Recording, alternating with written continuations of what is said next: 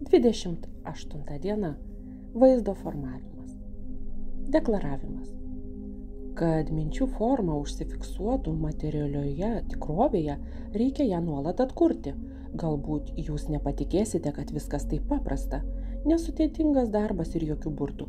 Tačiau tai iš tikrųjų veikia. Tiesiog žmonėms dažniausiai nepakanka kantrybės. Jie karštai užsidega kokią nors idėją, bet netrukus atvėsta.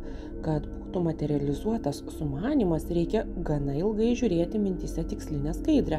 Stebuklų iš tikrųjų nebūna, yra konkretus realybės valdymo darbas.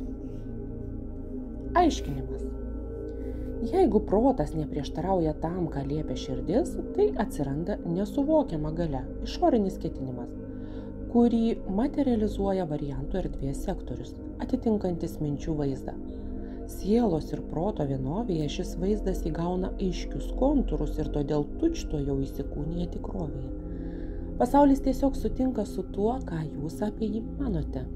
Bet kodėl paprastai pasiteisina blogiausi lūkesčiai, o viltys ir svajonės neišsipildo? Gyvenime dažniausiai būna taip, kad siela veržiasi, o protas abejoja ir neleidžia, arba atvirkščiai. Protas pateikia įtikinamų įrodymų, o širdis lieka abejinga.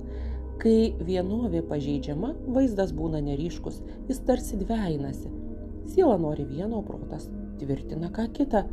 Ir tik savo antipatijomis bei būgštavimais jie niekiek nesiskiria. Kągi daryti? Materialioji realizacija inertiška kaip derva.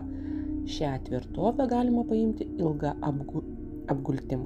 Jei jūs tikrai norite pasiekti savo tikslą, reikia nuolat vizualizuoti skaidrę.